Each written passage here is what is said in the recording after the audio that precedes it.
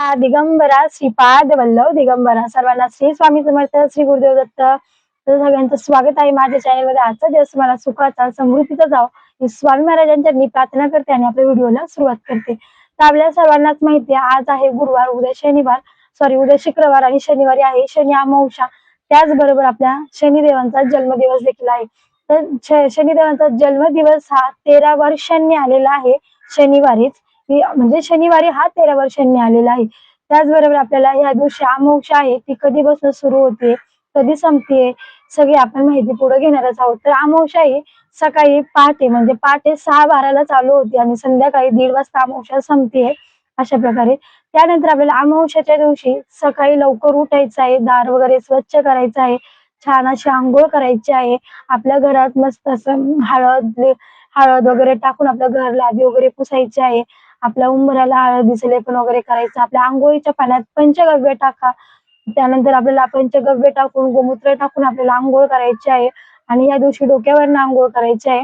आणि पितरांची सेवा काय करायची अमावस्येच्या दिवशी, तर आपल्याला आंघोळ वगैरे झाल्यानंतर आपल्याला पितरांची सेवा करायची आहे। अर्थात सूर्याला अर्घ्य द्यायचं असतं अमावस्येच्या दिवशी। ते देऊन झालं की आपल्याला दक्षिण दिशेकडे तोंड करून आणि पितरांचं आसन नेहमी वेगळं ठेवायचं आणि पितरांचं आसन घ्यायचं, आपलं सेवेचं आसन वेगळं असावं आणि पितरांचं आसन वेगळं असावं। ते आसन घ्यायचं, दक्षिणेकडे तोंड करून आपल्याला पितृसुत्त घ्यायचं आहे। म्हणजे नित्यसेवेच्या मागच्या पानावरती लास्टला आहे ते 2 स्तोत्र आपल्याला वाचायचे। ती सेवा झाल्यानंतर परत आपल्याला तोंडात पाय धुवायचं आणि त्यानंतर आपल्याला देवांची पूजा करायची असते। तर देवपूजा वगैरे करायची, छान असं आपल्या घरातली झाड झळवाट असेल आपलं घर स्वच्छ करायचं अमावस्येच्या दिवशी। आणि देवही आपल्या मस्त लिंबूनी किंवा मग दहीने हळदीने स्वच्छ करून घ्या, पितांबरीने देव स्वच्छ करू नका। कारण आपण म्हणतो ना, जसं आपल्या डोळ्यात जर कोणी पितांबरी घातली तर आपले डोळे आग करतील ना, तसे आपण ते देवांची पूजा करून करून ते देव सुद्धा आपल्याला त्यांच्यापर्यंत पोहोचतात। आपलं सगळं जे काय आहे ते त्यांच्यामुळे आहे। त्यांना पितांबरीने घातल्यावर त्यांच्या आपण असं एक समजूनदार तर त्या आपल्या डोळ्यात पितांबरी घातल्यावरती तसं देव हे पितांबरीने घासू नका। अमृत म्हणजे दहीने पण स्वच्छ होतात, त्यानंतर लिंबूनी पण स्वच्छ होतात, म्हणजे लिंबूनी नाही घासलं तरी पण चालेल, पण दहीने देव घासा, हळद थोडीशी टाका, स्वच्छ करून घ्या देव वगैरे। किंवा मग आपल्या केंद्रात लिक्विड भेटतं त्याच्याने छान स्वच्छ होतात, पण पितांबरीने नका घासू अशा प्रकारे। त्यानंतर देव वगैरे स्वच्छ करून घ्या, तुमची जी काय सेवा असेल नित्य सेवा ती करून घ्या।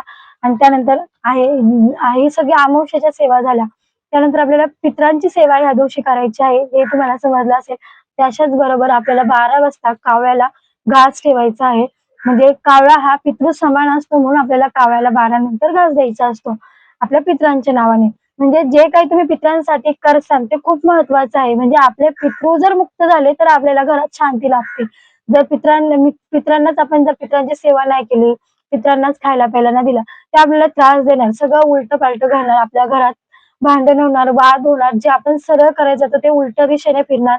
म्हणून पितरांची सेवा करणं, पितृदोष खूप वाईट म्हणजे खूप वाईट, म्हणून आपल्याला पितृदोष म्हणजे आपल्या घरातला नष्ट करण्यासाठी आपल्याला या सेवा करायच्या असतात। वेळोवेळी पितरांची सेवा आपल्याला करायची असते, वेळोवेळी त्यांना त्यांच्या वेळेत त्यांना जेवण, आपल्याला जर एक दिवस जेवायला नाही कोणी दिलं तर आपण आपला जीव कसा होतो तसंच त्यांनाही घास देत जा। दर अमावस्येला त्यांची सेवा करत जा, त्यांना घास द्या। आणि रोजच्या आयुष्यात सुद्धा आपण म्हणतो ना की पंचमहायज्ञ त्याच्यात एक कावळ्याचा घास असतो, तोही रोजच्या आयुष्यात तुम्ही 12 नंतर देत जा। पितरांना पण तृप्त करा, त्यांना पण मुक्ती भेटू द्या अशा प्रकारे।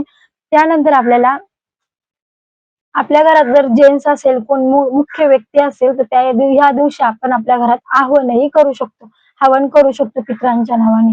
त्याच्यात पण ते स्तोत्रच घ्यायचे असतात हवन करताना अशा प्रकारे। त्यानंतर दुसरी माहिती आपला शनी महाराजांचा जन्मदिवस आहे, आपल्या शनिदेवांचा जन्मदिवस आहे, तर त्यांची सेवाही झालीच पाहिजे। शनी अमावस्या आहे, त्यांचा दिवस आहे, आपल्याला जाणं येणं सोपं म्हणजे शनी शिंगणापूरला जाणं होत नाही, तिथेही मोठ्या प्रमाणात उत्सव असतो, तिथेही मोठ्या प्रमाणात भाविक येत असतात, मोठ्या प्रमाणात तिथेही उत्सव साजरा केला जातो। ते आपल्याला जमलं नाही तर आपल्या घराजवळ कुठं तुमचं शनिदेवाचं मंदिर असेल तर तिथे जा। जाताना आपल्यासोबत निळ्या कलरचे फुलं, काळ्या कलरचे तीळ, काळ्या कलरच्या उडीद, मोहरीचं तेल हे सगळ्या वस्तू आपल्याला घेऊन जायच्या आहेत आणि त्या आपल्याला देवासमोर अर्पण करायच्या आहेत अशा प्रकारे। आणि ह्या दिवशी ज्याच्या मागे कोणाच्या 7.5 असेल तर 7.5 असेल तर अन्नदानाला खूप महत्व आहे, म्हणजे आपल्या जीवनातली 7.5 संपावी तर आपल्याला शनिदेवाची सेवाही केली पाहिजे। तर आपल्याला अन्नदान ह्या दिवशी आवर्जून करा, पितरांच्या नावाने अन्नदान करा। तर आपल्याला अन्नदान, तुम्ही जर मंदिर असेल तर मंदिरात तुम्ही द्या, कोणते तुम्हाला वाटत असेल की केळी वगैरे द्यायचे तर ते द्या. काय प्रसाद द्यायचा असेल तर तो मंदिरात द्या. भाविक येतील त्यांना तो वाटला जातो, तो खाल्ला जातो. त्याच्याने अन्नदान घडतं. जर तुम्हाला मंदिर नसेल तर कोण गरजू व्यक्ती असेल तर त्यांना अन्नदान करा, त्याला अन्नदान द्या. त्याचबरोबर चप्पल, काळी वस्त्र, काळी चप्पल, छत्री काळ्या कलरची, कारण ऊन खूप लागतं, पाण्याची बॉटल या वस्तू आपण दान करा. म्हणजे गरीब व्यक्ती असेल त्यांना त्याची गरज असते, त्यांना पाणी पिण्यासाठी बॉटल द्या. त्याचबरोबर काळे उडीद, काळे तीळ म्हणजे ह्या वस्तू आपण दान करू शकतो. मोहरीचं तेल एखाद्या गरजू व्यक्तीला तुम्ही दान देऊ शकता. त्यानंतर आपल्याला काळं कुत्र्याला घास द्यायचा आहे त्या दिवशी, शनिदेवाच्या जन्मदिनाच्या दिवशी. कुत्री असो, कुत्रा असो, आपल्याला दान म्हणजे घास द्यायचा आहे. काही गाय कुठे भेटली तर काळ्या गाईला पण आपल्याला चपाती द्यायची आहे, गूळ घालायचा आहे खायला. अशा प्रकारे आपल्याला दान धर्म करायचा आहे. आपल्या पुण्यातनं म्हणजे आपल्याकडं जेवढी लक्ष्मी आहे त्याच्यातला अर्धा भाग जर आपण अन्नदानासाठी घालवला व्यक्तीला, आपल्या त्याच्यातले अर्धे पैसे तुम्ही, देव काय बघतोय ह्याच्याकडे आहे त्यापेक्षा हा किती देतोय. जर तुम्ही ह्या हाताने दिलं ना तर त्या हाताने देव तुम्हाला देत असतो आणि देव खूप देत असतो. देव कधीच कमी करत नाही. म्हणून आपल्याला दान करायचं असतं. जर तुम्ही दान करत राहिले तुमच्याकडे येत राहणार. अशा प्रकारे तुमच्याकडची लक्ष्मी ही स्थिर राहणार. देण्याला महत्व आहे, घेण्याला महत्व नाही. जर तुम्ही तुमच्या ह्याच्यातला भाग जर कोणाला वाटलाच नाही तर तुमच्याकडेच ठेवला त्याचा काहीच अर्थ होत नाही. एक ना एक दिवस तो तुमच्याकडनं घेणार म्हणजे तो जाणार. त्याच्यामुळे आपल्याला दान करत राहिलं ना तुमच्याकडे ते येत राहतं. म्हणून आवर्जून दान करा या दिवशी. आणि त्यानंतर आपल्याला शनी जन्मदिवस असल्यामुळे प्रचंड सेवा आहे. आवर्जून ह्या घरात, आपल्या घरात या दिवशी सेवा झाल्या पाहिजे. तर सेवा कोणत्या करायच्या? शनी स्तोत्र आहे, शनी कवच आहे, शनी महात्मा आहे, महात्मे ह्या सगळ्या सेवा आपल्याला करायच्या आहेत. त्यानंतर 108 वेळा शनी मंत्र आपल्याला बोलायचा आहे. ओम शनी शनेश्वराय नमः या मंत्राचा आपल्याला जप करायचा आहे. जेवढा जास्तीत जास्त जप करता येईल तेवढा करा. ज्याच्या मागे 7.5 आहे त्यांनी पण या मंत्राचा जप करा. आणि तुम्हाला जर ते असं सलग नाही करता आलं ती सेवा, तुम्ही टप्प्यात करा. सकाळी एक स्तोत्र घ्या, दुपारी कवच घ्या, संध्याकाळी महात्मे वाचा. अशा प्रकारे तुम्ही सेवा करा. पण ह्या दिवशी आपल्या घरात शनिदेवाची सेवा करा. कारण आपल्याकडनं देव काय मागत नसतो. आपल्याकडनं फक्त देव सेवेचा भुकेला असतो. आपण किती सेवा करतोय, किती दुप्पट पटीने आपण सेवा करतोय. आपण किती देवाकडे आपला बँक बॅलन्स ठेवतो. आपण नेहमी म्हणतो की पैसा बँकेत साचवून ठेवा. तशी आपली सेवा जर आपण महाराजांच्या म्हणजे आपण जर आपल्या देवाकडे आपली सेवेचा बँक बॅलन्स वाढवला तर तो कधीच वाया जात नाही. एक वेळेस बँकेतले पैसे संपतील, पण सेवा ही कधी संपत नाही. आपण वस्तू एका मिळेला आपण एखादी आपण केली ती परत घेऊ शकतो.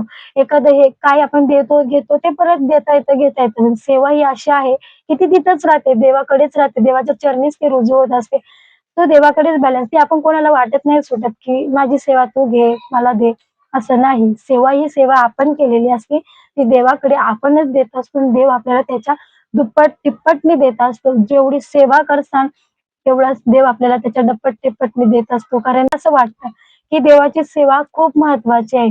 जेवढी तुम्हाला देवाची सेवा करता येईल ना तेवढी तुम्ही या दिवशी करा.